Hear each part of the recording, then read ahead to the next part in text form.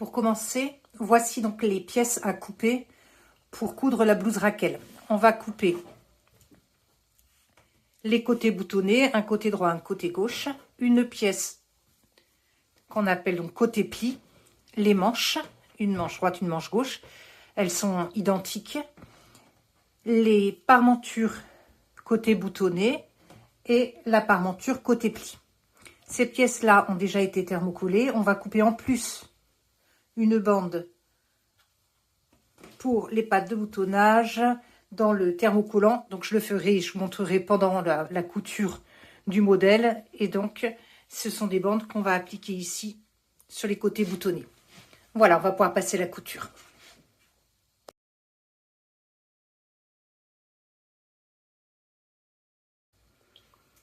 Voilà, la première étape consiste à former le pli creux sur la pièce numéro 2. Je prends donc la pièce numéro 2 et je vais la plier en deux.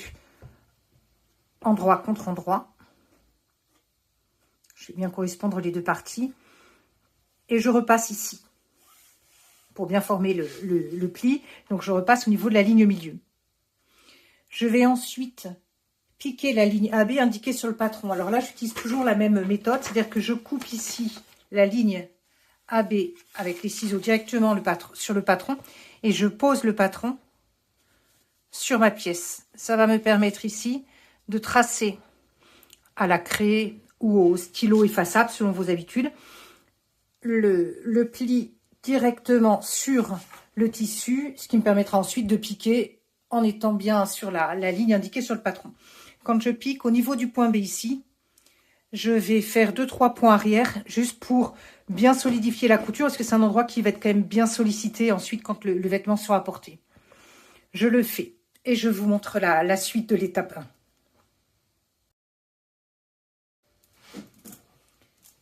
1. La piqûre sur la ligne AB est réalisée. Je vais former le pli en plaçant la ligne milieu sur la ligne de piqûre. Donc, je place la ligne et je vais repasser pour bien former le pli sur l'arrière. Une fois que le repassage sera réalisé, je vais piquer ici à 5 mm du bord pour bâtir le pli pour qu'il reste bien en place pour la suite de la réalisation de la blouse. Voilà le résultat. Ici, le bâti donc à 5 mm du haut et donc sur l'endroit, on a ce pli et sur l'envers, on a le pli donc dans l'autre sens. Voilà la première étape terminée.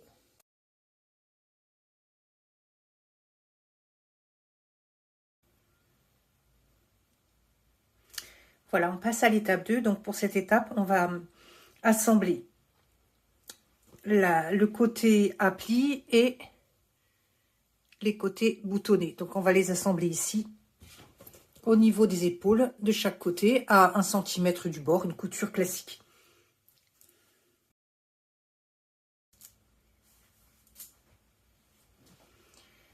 Une fois l'assemblage réalisé, je vais ici ouvrir les coutures faites de chaque côté au fer pour avoir une couture bien nette.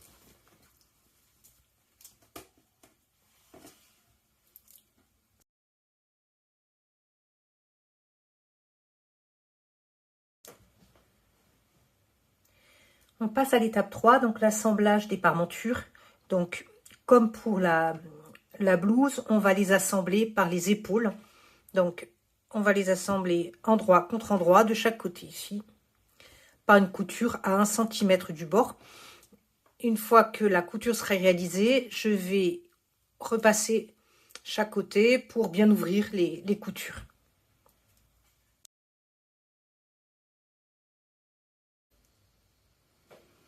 Pour l'étape 4, donc la première chose à faire est de poser le thermocollant. Donc, je l'ai posé ici.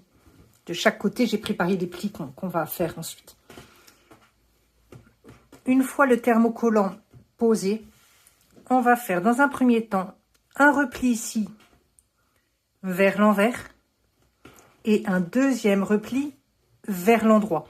Donc, on obtient ceci, c'est-à-dire qu'on a ici envers contre envers, ici endroit contre endroit. On repasse à chaque fois, hein, là je l'ai fait précédemment. Et on fait ça de chaque côté. Donc, pour vous montrer, on obtient ici donc une sorte d'accordéon où on a ici donc l'endroit et l'envers qui sont ainsi. Une fois les plis réalisés et fixés au fer, on va placer la parmenture ici.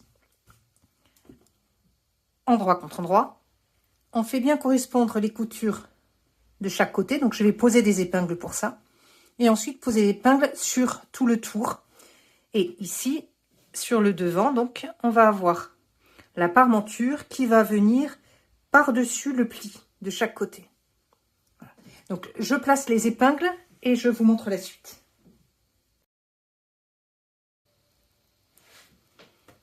Les épingles sont posées. Donc, j'ai bien posé les épingles sur tout le tour. J'ai fait attention ici de bien respecter les coutures d'épaule entre la parmenture et la blouse.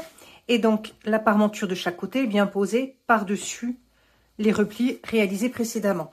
Donc là, je vais coudre l'ensemble, tout le tour de l'encolure à 1 cm du bord. Une fois que c'est fait, je vais réduire la couture à 5 mm et je vous montre la suite. J'ai piqué tout le tour et j'ai réduit la couture à 5 mm sur tout le tour de l'encolure. L'étape suivante va consister en fait à bien repasser la parmenture ici vers l'extérieur contre les marges de couture et ensuite de faire une sous-piqûre ici sur tout le tour en prenant la parmenture et les marges de couture dans la couture. Donc on va coudre ici à 2 ou 3 mm du bord sur tout le tour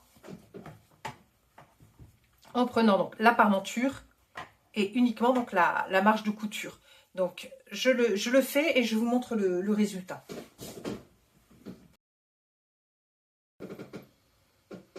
Voilà la surpiqûre faite sur tout le tour de la parmenture. Donc j'ai pris les marges de couture et la parmenture. Je vais donc la rentrer à l'intérieur. Alors tout ça je vous le montre, mais je vais à chaque fois évidemment repasser pour bien la rentrer à l'intérieur. Je vais rentrer la parmenture, donc tout le tour à l'intérieur de la blouse, et sur chaque devant, je vais passer le repli de l'autre côté. Je vais en fait passer la parmenture ainsi sous le repli. Je vais bien faire ressortir le repli. Bon là je le fais grossièrement, je vais le faire correctement en repassant. Hop, et je vais faire bien ressortir en fait l'angle de chaque côté. Voilà, ce qui me permettra d'avoir en fait ici une encolure bien nette et à l'intérieur, de la même façon, une parmenture qui sera bien à l'intérieur sous le repli. Je vous montre le résultat une fois le repassage effectué. Donc la parmenture est bien placée en dessous. On voit ici la sous-piqûre qui fait que la parmenture reste bien à l'intérieur. Vous pouvez, si vous le souhaitez, si vous avez peur que la parmenture ressorte, faire quelques points ici en prenant la blouse et la parmenture dans la couture. Soit quelques points discrets à la main, soit si vous êtes plus à l'aise, vous pouvez même faire quelques points à la machine.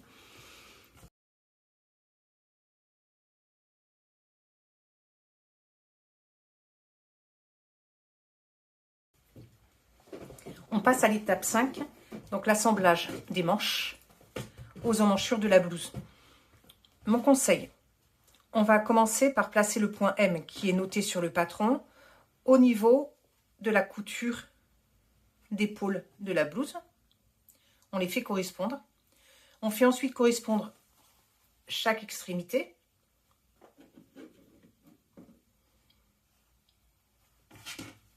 Les deux côtés sont identiques puisque la blouse est symétrique et réversible. Ici, on place donc les deux extrémités. Une fois que c'est fait, on répartit en fait avec des épingles. Donc moi, je place beaucoup d'épingles chaque côté de la manche.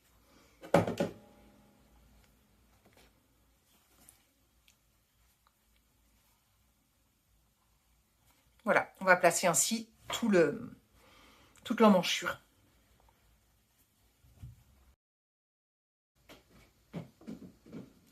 Voilà les manches qui sont assemblées.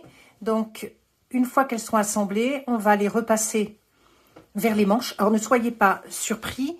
Je n'ai pas surjeté parce qu'en fait, je fais juste là ce modèle pour le tutoriel. Il ne sera pas porté.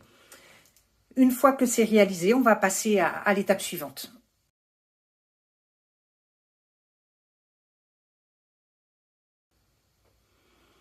Voilà, l'étape 6 consiste à assembler en fait les côtés boutonnés et le côté pli par l'emmanchure et le bas de la blouse.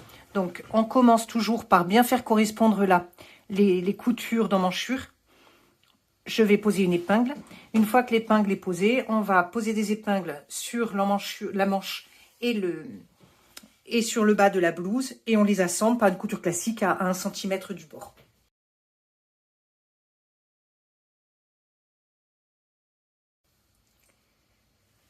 Pour l'étape 7, on va réaliser la finition des manches. Donc je l'ai préparé. En fait, on va repasser au niveau de chaque manche un repli de 1 cm, bien repassé. Un second repli, cette fois de 2 cm. Là aussi, on repasse bien tout le tour de la manche. Et on va fixer ce repli par une couture à 2 mm du bord. Donc je la fais plutôt sur l'endroit, donc à 1,8 cm du bord, sur tout le tour.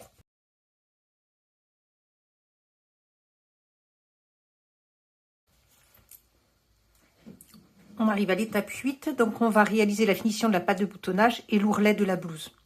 Pour ça, donc on avait au début repassé donc les 2 cm de repli sur toute la hauteur.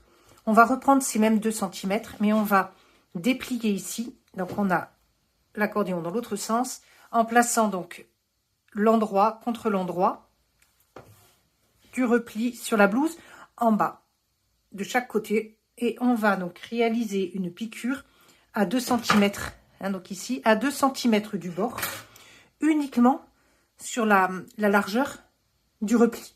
On le fait ici et on fait donc la même chose de l'autre côté. Donc avant de piquer, moi ce que je vous conseille, c'est de bien vérifier que vous avez ici la même longueur, parce qu'on peut y avoir une petite erreur de coupe, pour que la hauteur là soit identique de chaque côté. Si ce n'est pas le cas, si vous avez par exemple ce côté qui fait 2 mm de plus, vous allez faire la piqûre ajustée à 2 cm pour que les deux côtés soient bien identiques.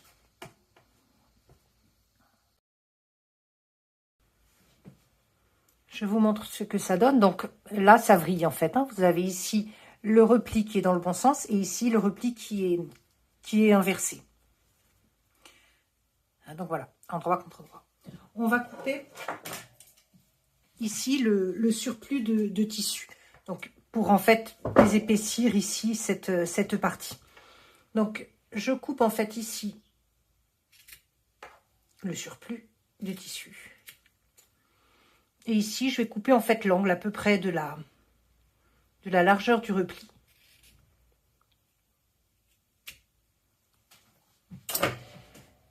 Jusqu'à la hauteur. Ce qui va me permettre ensuite d'avoir moins d'épaisseur en fait au niveau de l'angle. Donc, je fais la même chose de l'autre côté.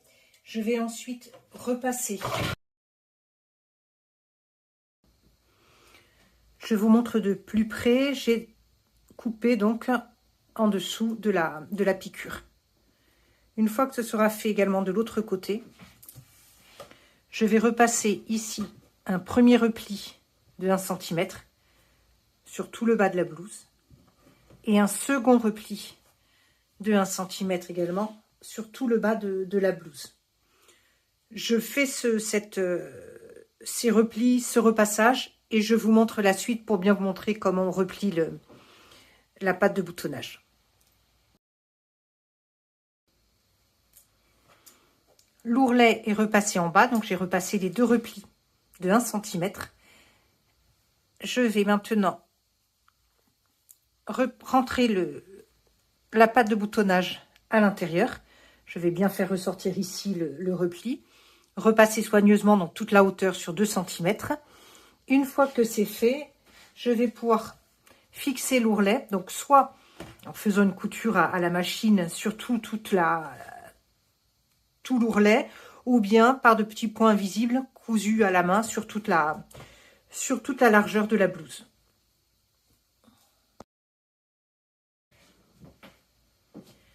Voilà, donc les replis sont bien repassés de chaque côté. Je vais pouvoir surpiquer ici. Donc, en plaçant bien, avant de surpiquer, je place bien correctement la parmenture sous la patte de boutonnage. Je place des épingles. De la même façon ici, l'ourlet bien placé en dessous.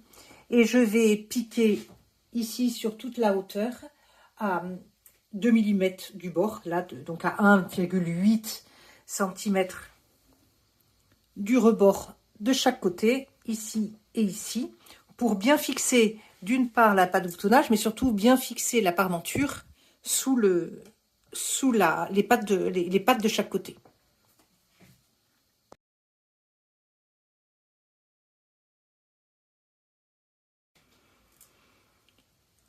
On arrive à la 9e et dernière étape. On va coudre les boutonnières sur le côté droit de la blouse et les boutons sur le côté gauche. Si vous n'êtes pas à l'aise avec les boutonnières, vous pouvez les remplacer par des boutons pression. Pour bien placer les boutonnières et les boutons, vous avez sur le patron des indications. Donc là, par exemple, j'ai cousu la taille 3 mois. Faites attention, ils sont placés en fonction avec une marge. Là, une fois que c'est cousu, vous n'allez pas faire le premier bouton à 2,5 cm, mais à, étant donné qu'il y a 1 cm de marge, 1,5 cm. Donc vous allez placer le premier à 1,5 cm et ensuite les suivants. Donc c'est régulier en fait. Donc là, par exemple, pour la taille 3 mois, il y a 5 cm entre chaque bouton. Donc vous allez placer ici les boutonnières à 5 cm les unes des autres. Une fois que c'est fait, la blouse est terminée.